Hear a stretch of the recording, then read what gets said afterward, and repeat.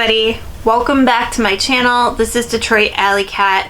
If this is your first time coming to my channel, I do unboxings, I do true crime, I do spooky stories. The strange and unusual is my thing, and if that's what you've come here for, well, you've come to the right place. Tonight we're going to be talking about one of the most controversial divorce cases in the 1980s. We're going to be talking about Betty and Dan Broderick.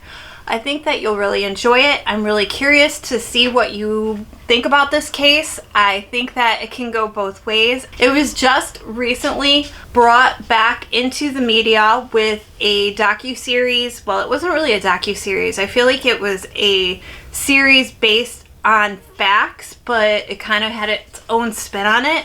It was on Netflix called Dirty John. It was season 2, and it talks about the Betty and Dan Broderick case. And at first I didn't really want to watch it because I don't really like a show basically discussing how a man is a slime ball and a con artist, and it doesn't appeal to me. That kind of true crime doesn't really appeal to me, I don't think. It appeals to some people, but this one, it did actually get kind of interesting, and you'll see why. So let's go through the timeline and discuss exactly what happened with Dan and Betty. In October of 1965, Betty is going to school for a psychology degree, and Dan is in school to become a doctor. Dan's not completed his courses yet, and either has Betty. When Dan meets Betty, she is 17 years old, and he tells his friends that is the woman that he is going to end up marrying. In the fall of 1966, Dan moves to New York. He makes this move so he can start dating Betty and start wooing her. Does anybody even use those words anymore? Wooing? So he can start making his intentions to become one with Betty. That is also very cheesy on my part to say, but whatever. In April 12th, 1969, Betty and Dan get married. Betty tells her family that they should love Dan because he is 99% a doctor, and that he is almost done with his degree, and what more could they want from her than to marry a doctor, because apparently Betty has a pretty black and white, normal Catholic family, and that's what you do in Catholic families. You meet a guy, you get married, you have children, you raise the children, and you buy a big house. At least that's according to Betty, and she's actually been quoted talking about that. My dogs are going to discuss how they feel about the case. Tyr doesn't like it, like most women. Something that did happen in April of 1969 is Dan takes Betty on her honeymoon with him after they get married. Betty was going to let in the housekeeping to clean the room and to do the sheets, and Dan told the housekeeping that they can go ahead and not worry about their room because Betty could now clean the room because that was her job, and that she needed to make the bed. This is according to Betty, just making note of that. In 1970, Betty ends up having her first child. They didn't really wait a long time. They got married, they had the honeymoon, and then she got pregnant, and her first child is a girl. Her name is Kimberly. Betty had to start working at a restaurant because Dan had not completed his courses at school and they needed money. So Betty not only has to take care of their first child, but she has to work at the same time. And Betty tells people that she was responsible for taking care of the kids 100%, and that Dan left that to her. In 1971, they end up having their second child. Her name is Lee. And Dan decides that he no longer wants a medical degree, and he no longer wants to be a doctor. He wants to be an attorney. So Dan and Betty sit down, and Betty said that she was behind him 100%, even though they had 2 kids now, and they didn't know how that they were going to survive, but Betty was going to take odd jobs to basically make sure that her and Dan lived okay until he got done with getting a degree as an attorney. He ends up going to Harvard, and that's where he gets his law degree. He specializes in medical malpractice, and he tells everyone basically that he can use his doctor degree as something that he can use towards his medical malpractice suits or medical malpractice career. And Betty ends up having a miscarriage that same year right after their second child, which I guess was really psychologically damaging to Betty. And it was really hard on her, and she said that she didn't feel like Dan supported her 100%. In 1973, Dan graduates from Harvard, and the family moves to San Diego. Dan joins the San Diego law firm, and things seem to be looking up for the family. In 1976, Dan and Betty end up having a son, and they bought their first house. Betty says that she still had to take a job at a restaurant so that they can make ends meet because they were basically surviving on credit at that time. In 1979, Dan and Betty have another son, their youngest son. His name is Rhett. So now they have 4 kids all together.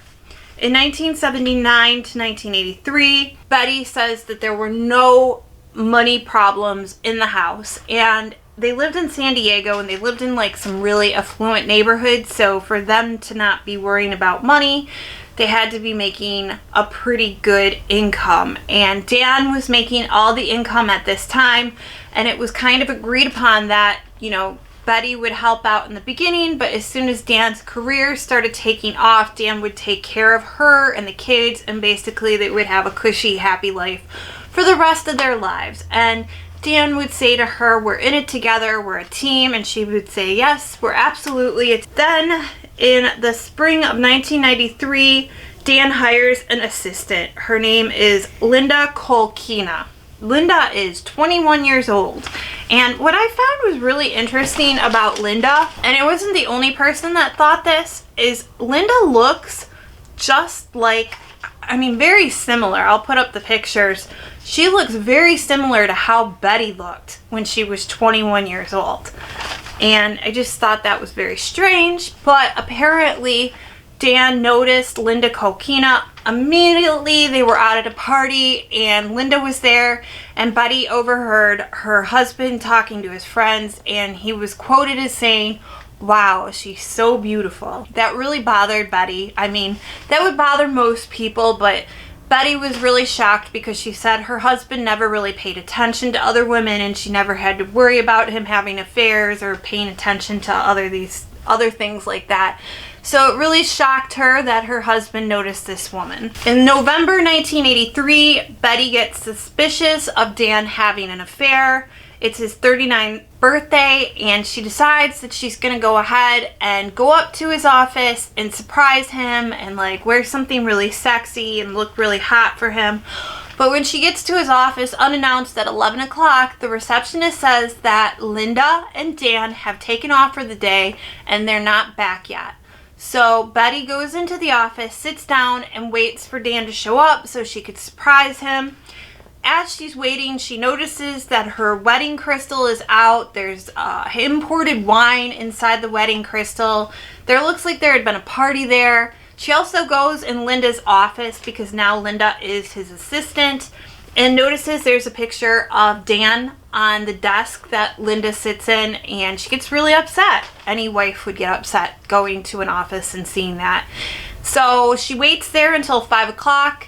Dan never comes back to the office. Betty returns home and decides to go upstairs, grab all of Dan's outfits, and something that is to be noted is Dan doesn't wear Walmart outfits. He wears designer silk shirts and all these really expensive suits. A lot of you guys out there who wear suits know that it can be very expensive. I bought my husband a few things, and it's not like you can be I feel like shopping for a woman is a lot easier. You can go into a store and get a dress for $60, but if a man wants to go to a nice occasion or go to an office wearing like suits and pants or whatever. It's very expensive. So she takes all these clothes and she puts them in the backyard and she lights them on fire. All these designer suits that he owns. And he comes home to all of his clothes on fire. In 1984, the family moved into a rental house. I guess the house that they had some damage on it and they were going to go ahead and fix it. So they went to a rental house so they could fix the home that they owned while living in a rental home. I hope that makes sense to you. In 1983, Dan moves out of the rental house and he ends up moving back into the home that they own. It's actually called Coral Reef. That's the property name that they give it, Coral Reef. I think it's on the Coral Reef Street. Betty basically confronts Dan and says, you know, you're having an affair. Dan says, I'm not having an affair. He's denying that he's having an affair.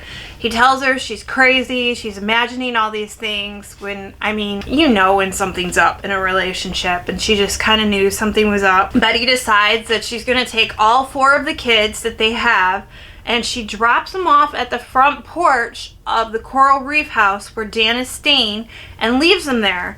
And Dan's not home. She just drops them off. And so these kids are sitting on a front porch waiting for their father. And Betty's basically saying, you think you can handle the kids? Here you go. Take care of all the kids. And this action that Betty did would later lead to her not being able to get full custody of the children because it was considered abandonment. In June of 1985, Betty becomes violent. She starts coming into his house when he's not home. She starts throwing things around. She rifles through his stuff. Dan says that he knows that she comes into the house whenever she wants and she breaks things and does stuff. September 1985, Dan files for divorce. And Betty breaks into Dan's house and takes it's a Boston cream pie that Linda actually baked for Dan because he really liked it. She takes the Boston cream pie, she goes up into his room, and she smears it all over his clothes, she smears it all over his bed, and she gets kind of crazy. And she's really proud of herself. Like, yeah, I showed him. I broke into his house and I smeared cream pie everywhere. She also throws 2 bottles of wine right through his window, and he ends up calling the police, and the police say that they can't do anything because he's living in a dwelling that him and his wife have lived in before. So basically, it's this very confusing situation where Betty is acting like a nut and she's doing things, and Dan is trying to like call the police on her and he can't get any protection. In 1986, Dan sells the home without Betty's consent. Betty was giving him a lot of problems and she knew that she would make money on this house, and every time there was a buyer was up to buy the Coral Reef estate, something would happen or she wouldn't allow it. So Dan, being an attorney, he got a judge to sign off on him selling the Coral Reef house without Betty's consent. Betty finds out about it. She tries to get an attorney. She has a really hard time getting an attorney. Apparently she thinks that Dan is an attorney and nobody wants to basically work for her because they're all friends with her husband, which I don't know how much of that is true, but that's what she thinks. And so Betty decides to get into her car. She drives her car right through his front door. Dan gets really mad. He comes out. He opens up the door. He tries to grab her. And according to Dan, she went to reach for a knife underneath her chair and goes stab him. And he grabs her. He's holding her. He calls the police. The police come and get her. And they end up taking Betty to an institution, like an insane ward. And she's institutionalized for 3 days. July 16th, 1986, the divorce gets finalized and Dan gets custody. Betty leaves a message on the answering machine. It's really vulgar. It's disgusting. This is where she starts swearing and saying horrible things.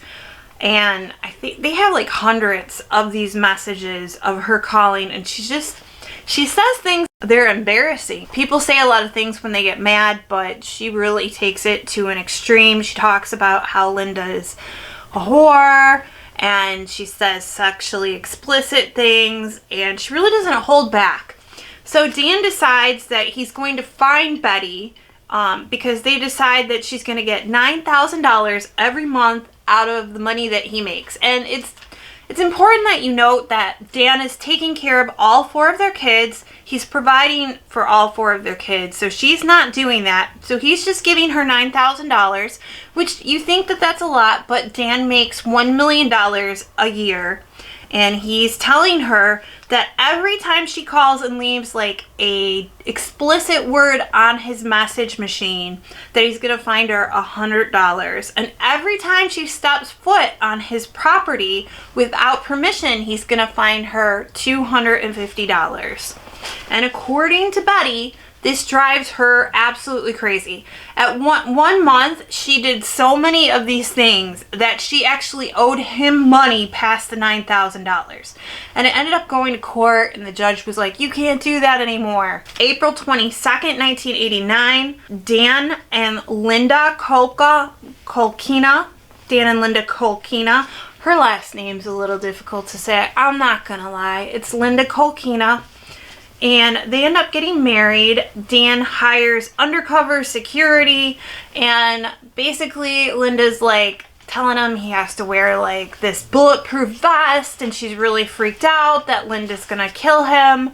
And you know, to be honest, I would be scared too, but nothing happens. That they get married, they end up going on a honeymoon, which is really weird because the place that Dan and Betty went on a honeymoon at, Linda went on a honeymoon with Dan. So I find it very strange that Dan chose that. November 5th, 1989, in the very early morning, Betty gets up. She goes to Dan and Linda's new house. She walks into the house. She goes all the way up the stairs. She walks around their bedroom, and she kind of like peers in from like this back room corner. And the only reason I know all this is because the prosecutor that went after Betty in court basically proved that this was premeditated, because Betty would say that, oh, I just did it on a whim, but it seemed pretty premeditated. Betty goes in the room and she takes a pistol. She shoots it. It wasn't like boom, boom, boom, boom, boom. It was like boom, boom, boom. She ends up shooting 5 shots. One hits Linda in the neck and is in her brain. Another one hits like the pillow.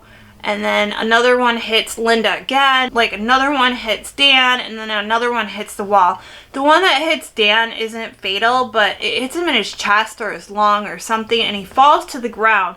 And as it falls to the ground, he's reaching for his phone to call 911. And Linda walks over to the phone and she rips it out of the wall and she walks away, which I find pretty brutal, considering that they share 4 kids. Like at one time these people had to have loved each other, or at least like pretended to do that. And like now she's picking up the phone and she knows that he can be saved. She had to have known, because he like reaches up and she's basically like, yeah, you're gonna die slow and painful, because I mean if your lung is pierced, it's gonna take a couple hours. And so then she goes to a phone and she calls a couple people, one being her daughter, and she says, and she's quoted saying, I finally killed the bitch, or something like that. And then she goes to her daughter's house, and both daughters are there, and she decides to turn herself.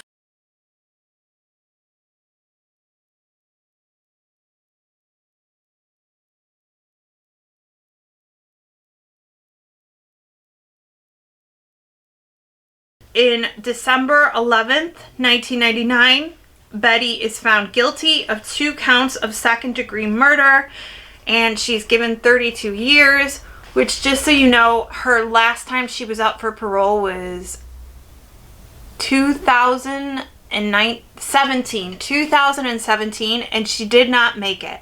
And so she does not go up for parole again until 2032, and she will be 84 years old.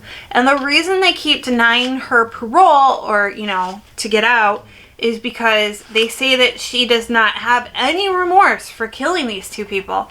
And you know what? Betty does not.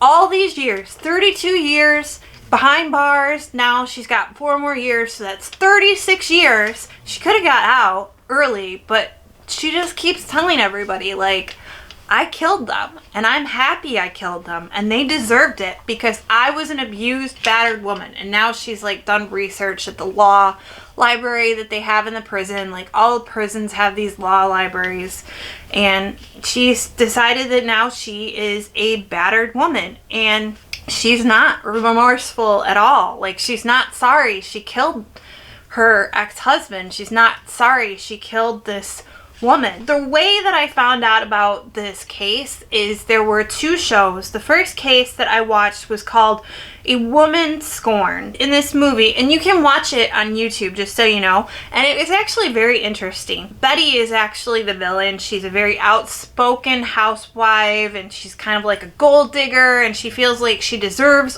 all the money that Dan makes, and they make Dan out to be like this goofy, kind person, that he's a victim by this outspoken evil woman.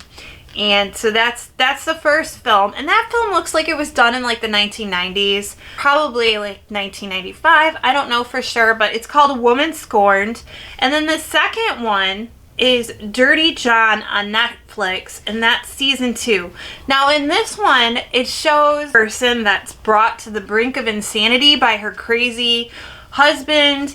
And you know, I like the fact in the show they kind of show that everyone's kind of a jerk in some way, including Linda, which I feel really bad about because she's dead, but they do talk about some of the things that she was accused of doing in real life. Like, apparently there was a picture of Linda and Dan, and ended up getting mailed to Betty's house, and on the envelope it said, "Eat your heart out, bitch." And like, let's be real, the only woman who could have sent that to Betty would be Linda. And I mean, think about it from her point of view. She's getting all these phone calls and being called a whore and all these things. Like, yeah, she's gonna be like, yeah, I'll show you. So some of the things that I found very interesting about this case that I think that you guys should know about is that Linda Kolkena was 21 when she met Dan, and Dan was 38 years old. So he was 17 years older than her. At that time, he was married, he had 4 kids, and he earned $1 million a year. He had like all these fancy cars, he had a really nice house, he had a country club like membership, he just had a lot of stuff. He had like a boat and like a Corvette, like just a ton of stuff. I remember being 21, all that stuff would impress me. But that was something that I thought was important. Linda Kolkena looked like a younger Betty. I think I already discussed that. I thought that was straight up creepy. Like, it kind of felt like Dan traded in his wife for a younger version of her. Like, if you're gonna find a younger woman, at least like try something completely different. Like the whole taking Linda on the same honeymoon that he took Betty, that was kind of weird for me too. And then the last thing that I thought was really crazy is their second daughter, Lee, when she was 18 years old, Dan Broderick wrote a second will, and he basically said in this will, like, my daughter Lee can have nothing. And she was only 18. Like, she just turned 18. And I don't know if he thought he was gonna live to make that better, or he didn't think he was gonna die soon, but like, you are a millionaire and you wrote one of your kids off in your will? Just so the whole public knows this, if you decide and you're a parent that one of your kids is going to get more stuff than the other kid, there is going to be strife with those brothers and sisters. And I say this from personal experience.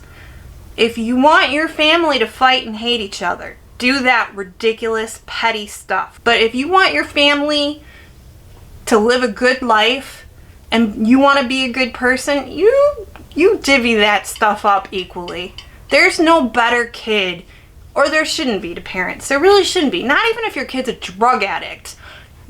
Everybody's kid should be equal in the eyes of their parents. I have 2 different kids that are 2 different complete kids. And yes, I'm a little passionate about this because I've experienced personally. I would never, ever treat either of my kids differently. in a way that I don't love them both just as much. I can never choose. If somebody held a gun to my head and was like, pick which kid you want, I can't do that.